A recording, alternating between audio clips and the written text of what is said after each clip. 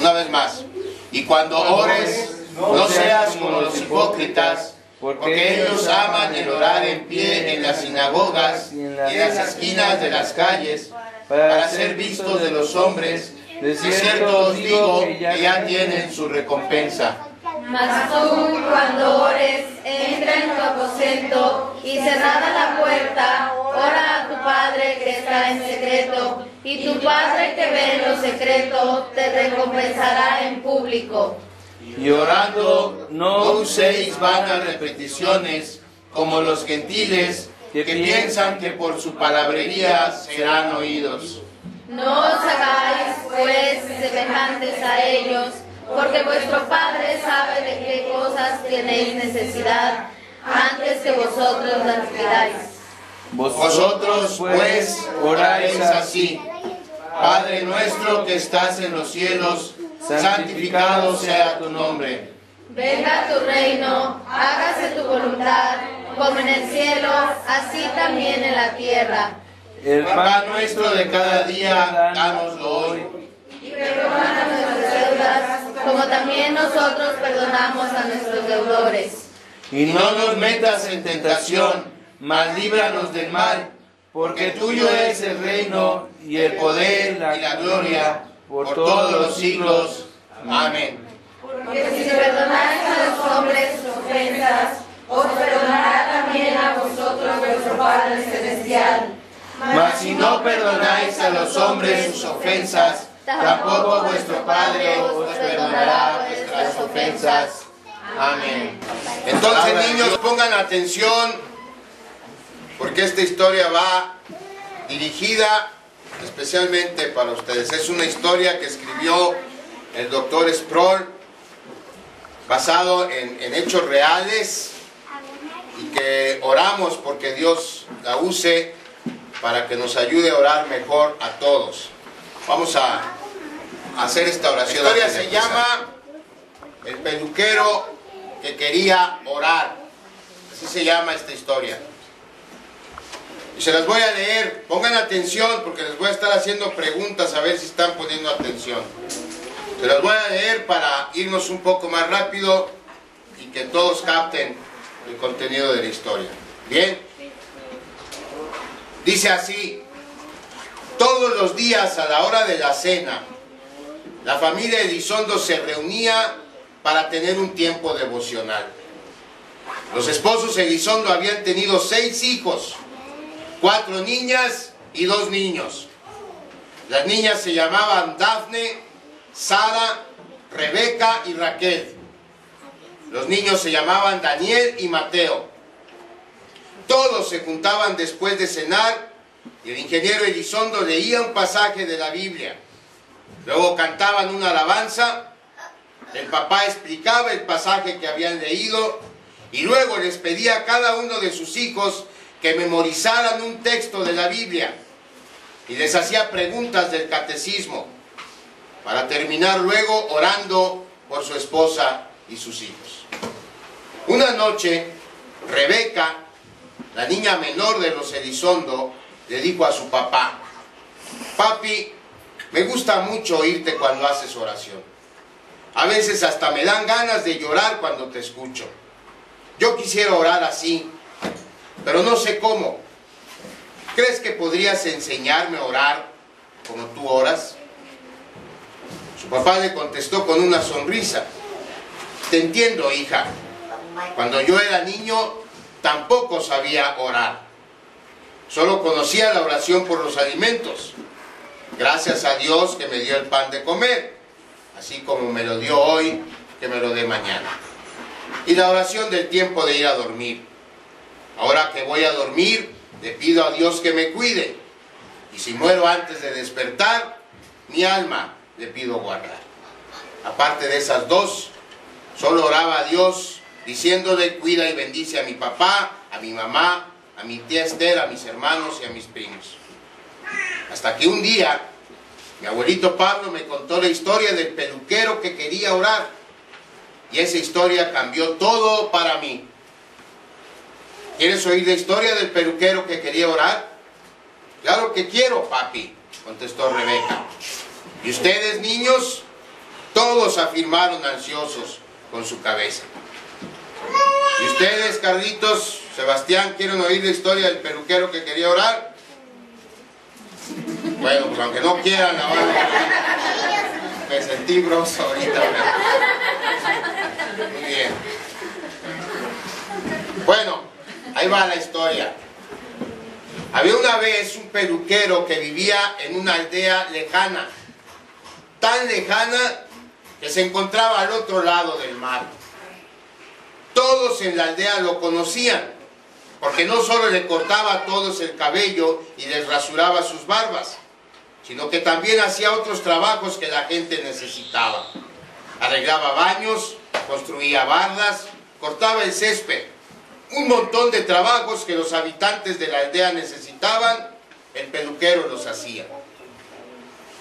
Los aldeanos lo conocían simplemente como el maestro Pedro. Una mañana, uno de los habitantes de la aldea llegó a la peluquería para que el maestro Pedro lo rasurara. El maestro Pedro lo sentó en su sillón especial de peluquero, le puso una capa alrededor del cuello para que los pelos de su barba no mancharan su ropa, le puso espuma en la cara, sacó su navaja y empezó a afeitar al cliente. Mientras rasuraba a este hombre, un nuevo cliente entró a su peluquería. Un hombre alto, fornido, a quien el maestro Pedro reconoció de inmediato. Este hombre era un forajido, un hombre al que el emperador de esas tierras había puesto precio sobre su cabeza. Había una recompensa de muchas monedas de oro para que quien lo entregara a las autoridades, vivo o muerto, la recibiera. El peluquero sabía que si pudieran, la policía arrestaría a este hombre de inmediato. Cuando el maestro Pedro terminó de rasurar al hombre que había llegado primero, se acercó a donde el forajido estaba sentado y amablemente le preguntó: ¿qué puedo hacer por usted hoy, señor? Necesito, por favor, un corte de pelo y una afeitada. Muy bien, pase, por favor. El forajido se sentó y rápidamente el peluquero empezó a dar forma a su corte de pelo con las tijeras. Cuando terminó, el peluquero lo preparó para la afeitada. Le enjabonó la cara, sacó la navaja de rasurar y mientras afilaba su navaja, recorriendo con ella la correa de cuero que colgaba al lado de su sillón, sus manos empezaron a temblar, porque estaba pensando lo importante que era ese hombre. Se calmó a sí mismo y llevó la navaja a la cara del forajido. De la patilla a la mejilla, de la mejilla a la garganta. Cuando llegó a la garganta, pensó que con solo apretar un poco la navaja y deslizarla, podría cortar la garganta de ese hombre y matarlo de inmediato, porque le cortaría la vena y el hombre se desangraría. Podría entonces ir corriendo con las autoridades, darles aviso, cobrar la recompensa y convertirse así en un hombre rico. Pero tan pronto como la navaja tocó el cuello del forajido, el maestro Pedro pensó: no hay dinero suficiente en todo el mundo para que yo mate a este hombre, porque es mi héroe. Pedro sabía la historia del hombre sentado en su sillón. Él había sido un monje, luego un caballero, y ahora era un profesor mundialmente conocido de la universidad de su ciudad. Todo el mundo había cambiado y la iglesia estaba mejor que nunca debido a las reformas que él valientemente había iniciado y defendido para sacar de la oscuridad a la luz el Evangelio de Jesucristo. Desde los tiempos de los apóstoles no había habido nadie que tan valientemente como él hubiera defendido el Evangelio.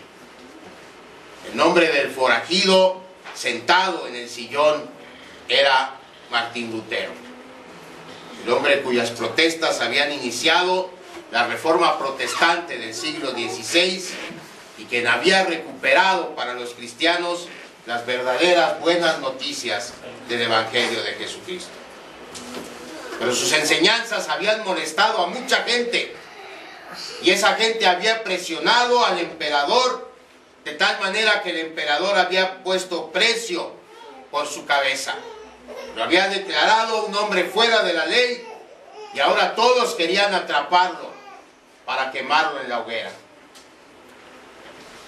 Sin embargo, así como había gente que quería ver a Martín Lutero muerto, había mucha gente que lo amaba por lo que había hecho.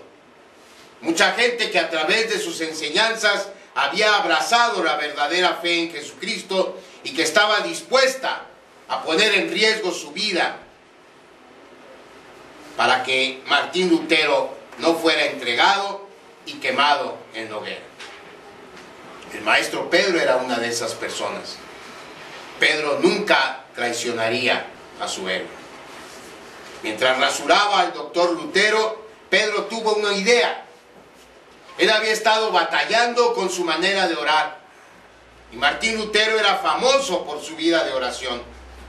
Así que ¿quién mejor que él para pedirle un consejo para su vida de oración?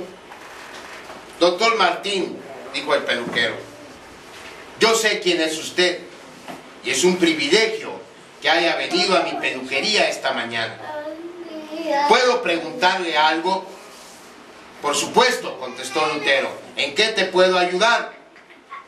Tengo un problema, dijo Pedro. Yo trato todas las noches de orar, pero a veces siento que mis oraciones no van más allá del techo de mi cuarto. Yo sé que usted es un hombre de oración. Yo sé que usted puede orar por horas y que probablemente no haya nadie que sepa orar mejor que usted. ¿Cree que me pueda enseñar cómo orar mejor? Mi amigo, dijo Martín Lutero, me da mucho gusto que me pidas eso. Es una estupenda idea. No sabes cómo me alegra que quieras aprender a orar de una mejor manera.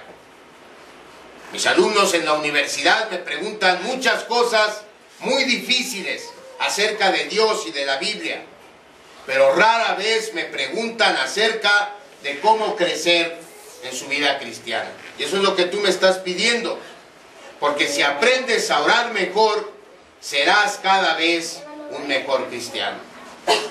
Déjame regresar a mi estudio y pensar cómo escribir para ti unas cuantas ideas que te ayuden a mejorar tu manera de orar. En cuanto tenga algo, te prometo que te lo traeré. Gracias, doctor Lutero, dijo el maestro Pedro, y rápidamente terminó de afeitarlo. Tan pronto como Martín Lutero llegó a su estudio, tomó una pluma y empezó a escribir una serie de instrucciones sobre cómo orar. Fíjense, el doctor Lutero escribió en su vida 50 libros, y el libro más corto que escribió fue este, que especialmente para su amigo el peluquero, él hizo para explicarle el método que él usaba para orar. Y lo tituló así, Una manera sencilla de orar. Así se llama el libro. Por cierto, que el que quiera me puede pasar su dirección de correo y con gusto le haré llegar una copia en PDF de este libro, que en realidad nos puede ayudar mucho a padres y a niños a aprender cómo orar. Bueno, volviendo a la historia. Pero antes, déjenme preguntarles, a ver, Clemente, ¿cómo se llamaba el forajido que llegó con el peluquero? ¿No le sople? Gerardo.